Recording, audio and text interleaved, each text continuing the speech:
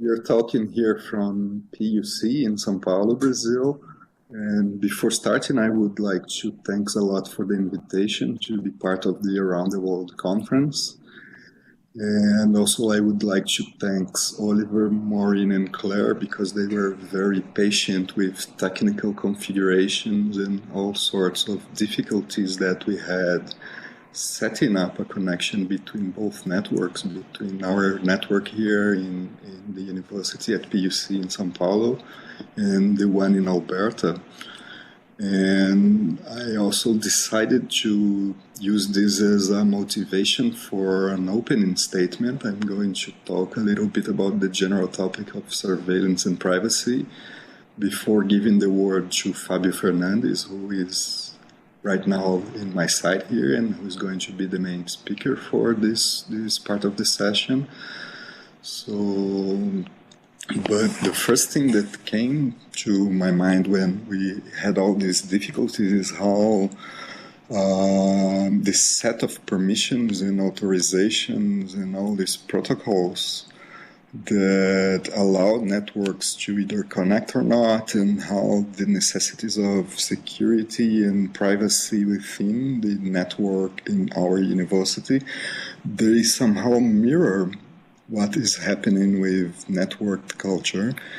And I understand this as a sort of tension between an openness of the network as a first model topic, desire to have a network of collective connections and of widely shared environments, and evolvings that are making it every year or every time more and more closed. And so somehow I interpreted these difficulties that we had as an example of this tension.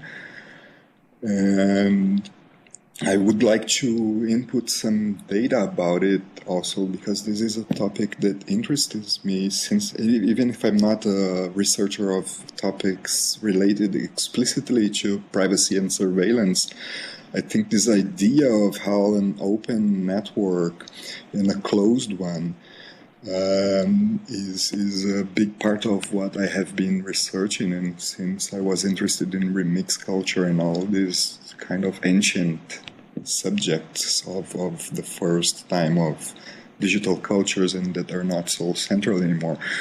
But I was very impressed when Wired magazine published a year ago or maybe even a bit longer statistics about how people are nowadays accessing networked technologies from a lot of formats, like from VoIP or peer-to-peer, and how the web itself is becoming increasingly less used.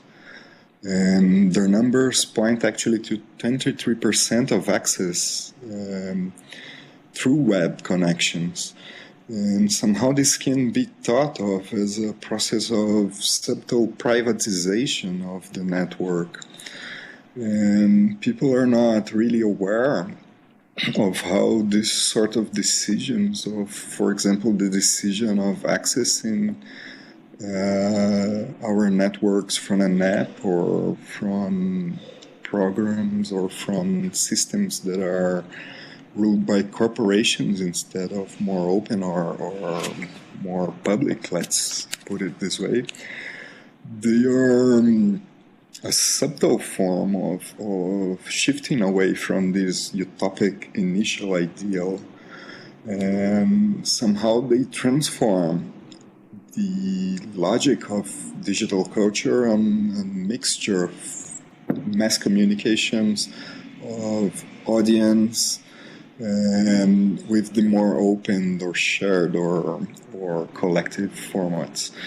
And I decided to open my talk somehow covering a bit of examples that were presented in the Vivo Arte Movie Festival, of which I was curator for 7 years.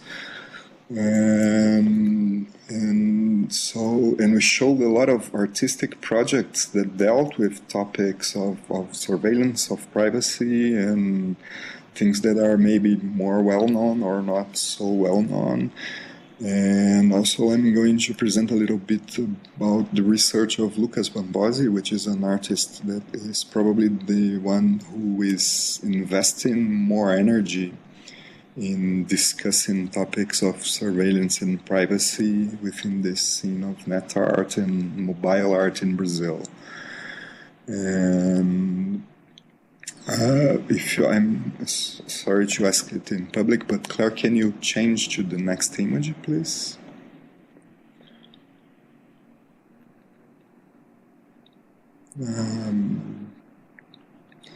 Also, I'm going to start with these examples, and I'm going to change the order that I was initially planning to just match the images that are shown.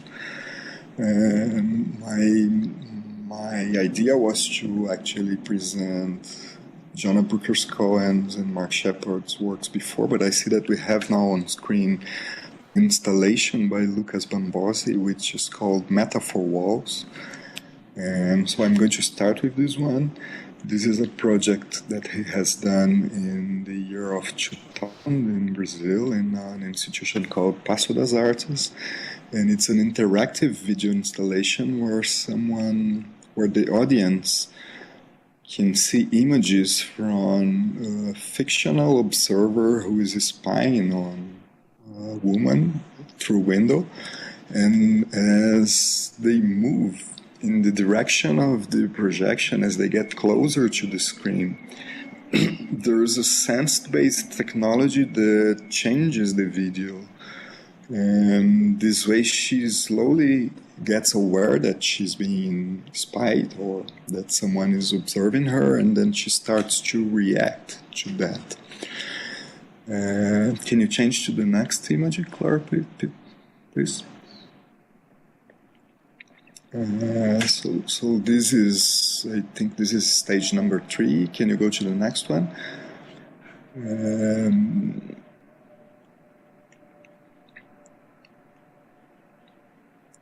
this is this is embedded in a larger research that Lucas has been conducting about forms of somehow dismantling or hacking or subverting spy and surveillance technologies to create works of art. He evolved from this initial interest in video art and video installation to things such as Spio, which is this installation that now is being presented on screen. This is a Roomba robot, and he modified it in ways that the robot would follow the public in the opening of Artificial Emotion number 2.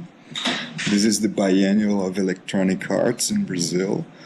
And there was a webcam embedded into that, and also a technology that would make the robot to follow the public and sort of surreptitiously put people on screen by surprise. So they would be sort of aware that in the opening of the biennial, inside the building of the exhibition, there was the potential of internal circuit TV technology to somehow expose their intimacy and invade their privacy. Can you change to the next one, Clara?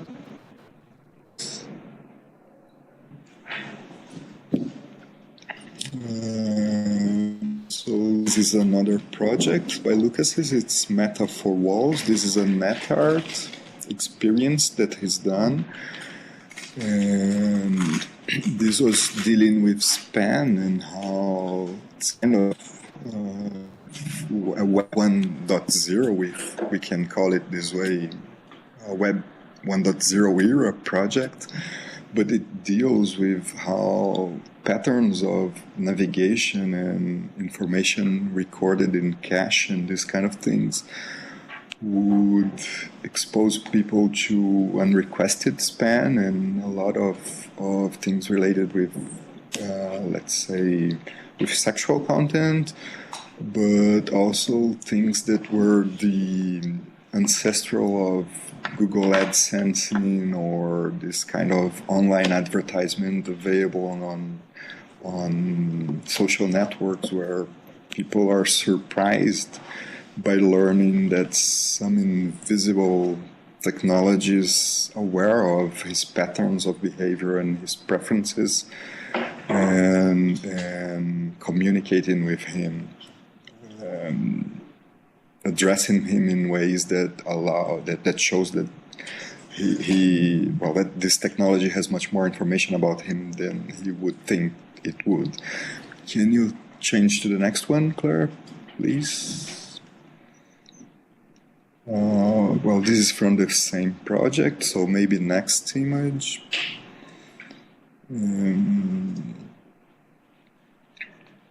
Also same project, next one, please.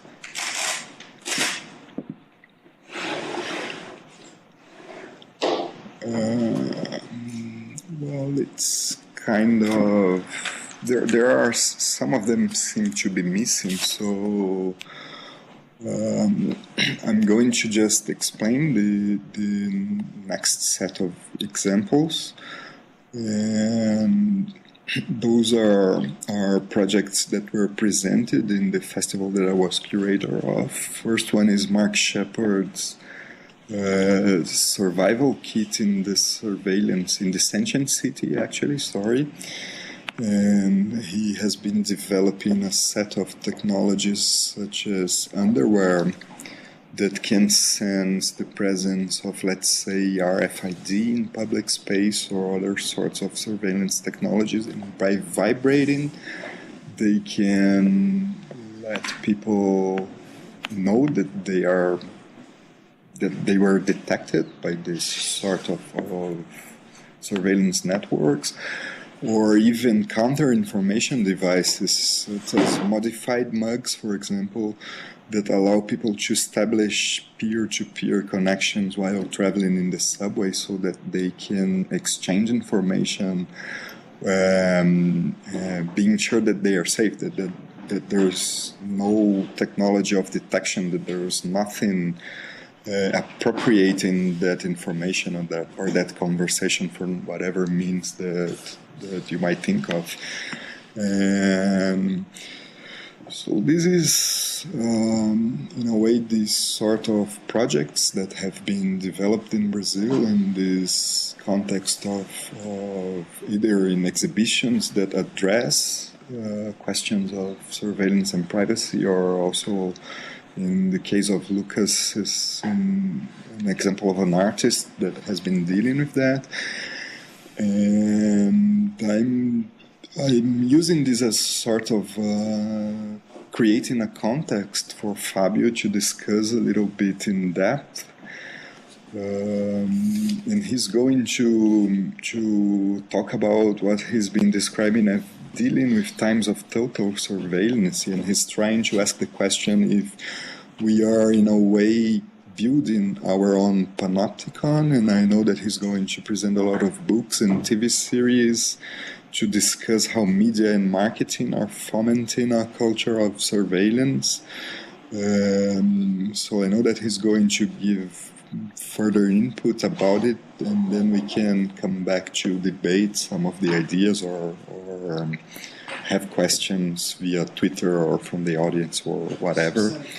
So I'm going to welcome Fabio now, and I just want to present him before I give the word to him. He's a writer, translator, and researcher based in São Paulo, and he published 2 books on digital culture. First one is called A Construção do Imaginário Cyber, which would be translated by The Construction of Cyber Imaginary, and this is from 2006. And in Times of Screens with Poliana Ferrari from 2014. And he has been writing papers for several journals and books in Brazil and abroad, and he's a member of Steering Group of Visions in Humanity and Cyberculture for Interdisciplinary.net and and he was also a member of the Internet of Things Council. So, Fabio, the word's with you now. Thank you for coming. Well, thank you, Marcus, and thank you, everyone. Thank you for the invitation. And what I will try to say today to you is that the whole idea of surveillance has a good side and a bad side, as you all know. I won't try here to extol the virtues of the good side, because I believe that many of our lecturers has already done so. But I will try to talk about another phenomenon, which is the advent of smartphones and this mobile media, which are being turning all of us in what, using the words of Cory Doctorow, turning us all into not big brothers but little brothers. Since we are all watching each other using our smartphone cameras and posting our videos of ourselves in YouTube and making selfies, and for everyone to see. We want to see ourselves more than ever, and we want for everyone to see us more than ever. And the whole idea of see and be seen is being sold for us by the media. There's, for starters, there's this whole program called Big Brother, this Dutch program who's being aired on dozens of countries, I believe. Here in Brazil, we had our 13th or 14th edition of the program this year, if I'm not wrong. And they are huge successes because everyone wants to take a peek at the house of the Big Brother and wants to know what's going on there. And here in Brazil, it's a bit of shame because there is a mistranslation and a misconception of the whole concept of Big Brother. And since the first edition of the program, when one of the participants had really read George Orwell's magnum opus and told another one who hadn't that what Big Brother really meant. And the other one, the one who hadn't read it dismissed the thought and told him, "Oh no, man, chill out. We are all big brothers here." And needless to say, everybody laughed out loud, and even the newspapers made a fuss of it the next day. But it stuck. The idea stuck. And even Global Network, which is still this day airing the show, made it one of its major slogans. We are all big brothers. And misconstrued the whole concept. So 30 years after the date set in George Orwell's seminal work on totalitarianism and ultimate surveillance, we may now as well be facing a time of total surveillance. But this time a totally desired one, or almost totally desired one. Because I'm not talking here about terrorism. This is another ballgame. But I'm talking about every one of us.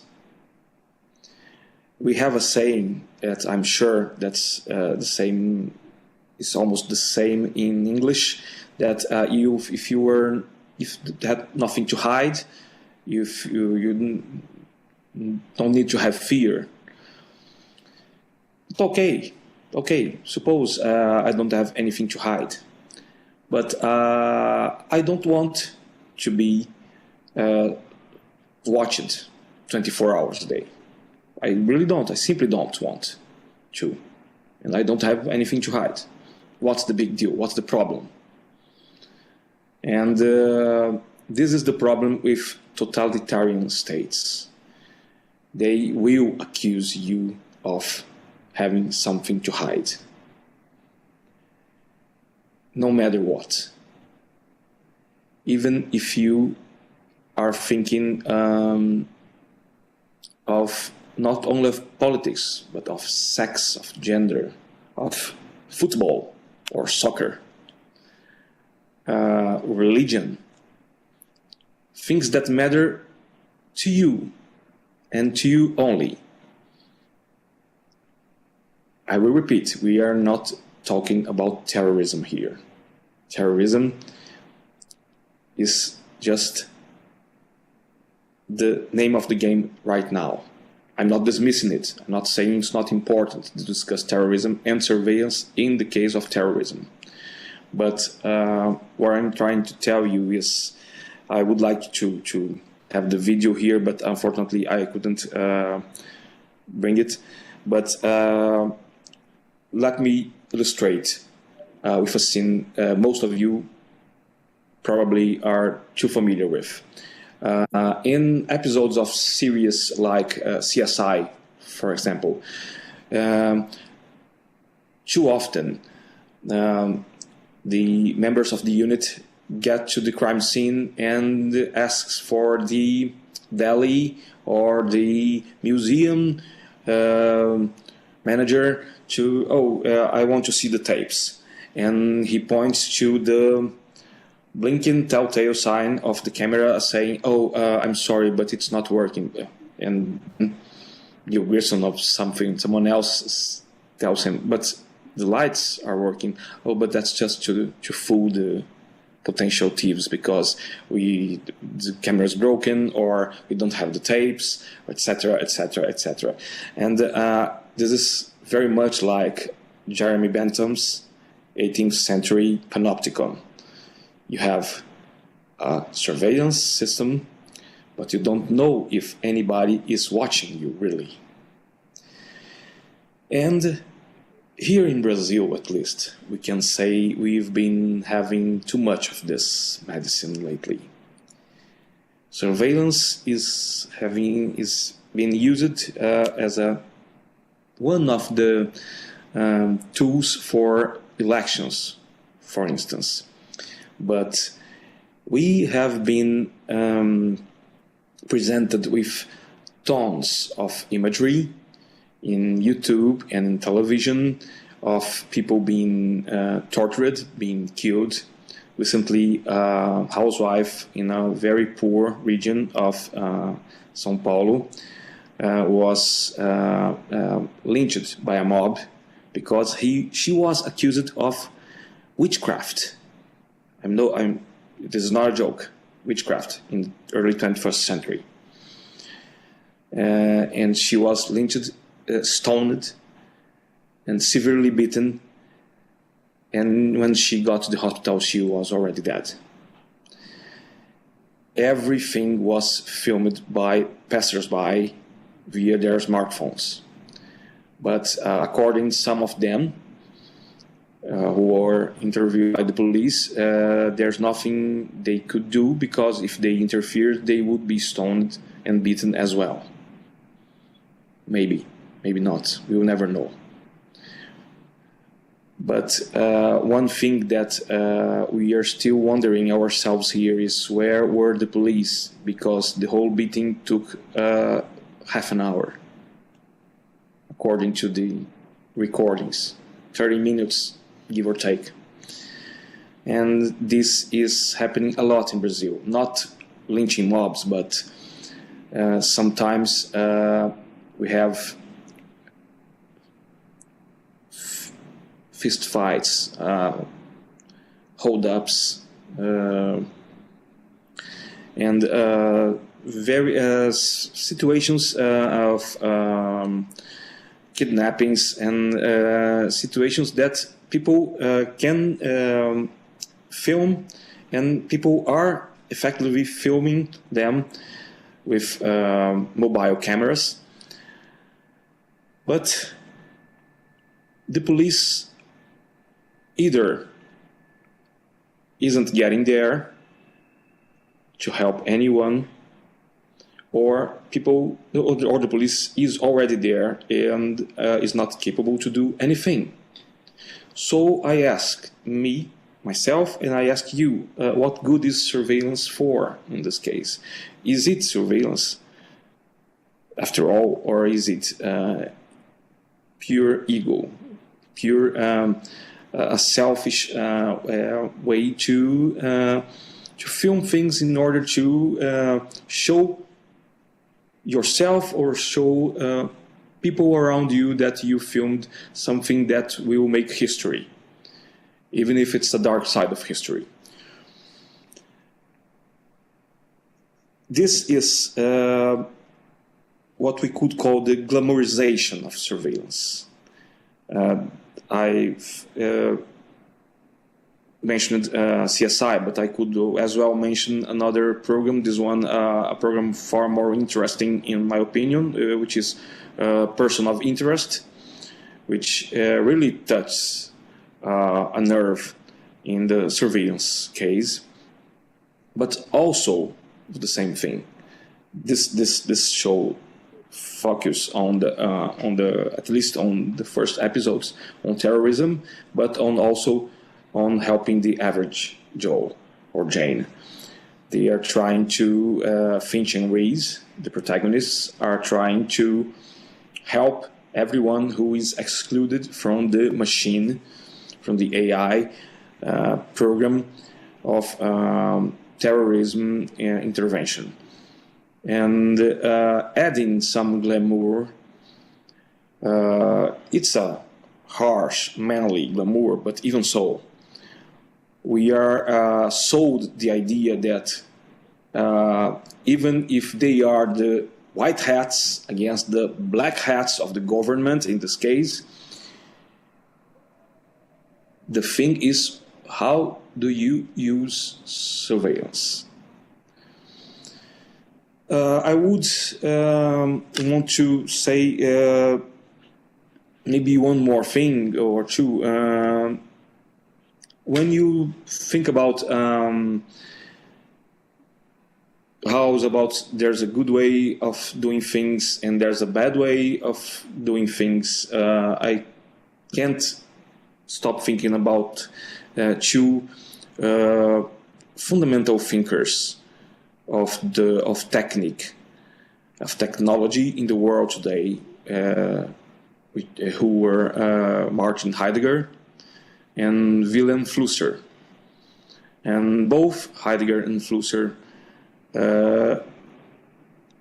hold to the theory that technology is not neutral. You can't take a piece of technology, be it a gun, be it a smartphone, and say, this is neutral. I can do a good thing with it, or I can do a bad thing with it. This is what script writers do every single time when they are writing an episode of a series.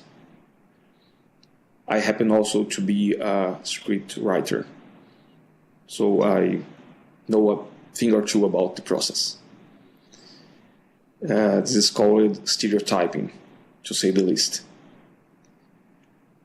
Supposedly, you must do this in order to make the watcher, spectator, understand more the things and to relate better to this or that character. But real life doesn't work like this. Real life is far more complex. And you can reduce people to stereotypes. And this is a major problem in surveillance for terrorism. And this is a major problem in surveillance, generally speaking. I think surveillance is facing a kind of crossroads here, because I'm thinking strictly on Brazil. You will have to pardon me, because I was thinking of the cases of I just told you about. The thing is, we are being killed, and all the camera does, be it the security camera of the shopping mall, security camera of the deli, of the camera, or the cameras of the passersby. All the camera does is to watch the killings. But seldom get caught. That is all I have to say. Thank you.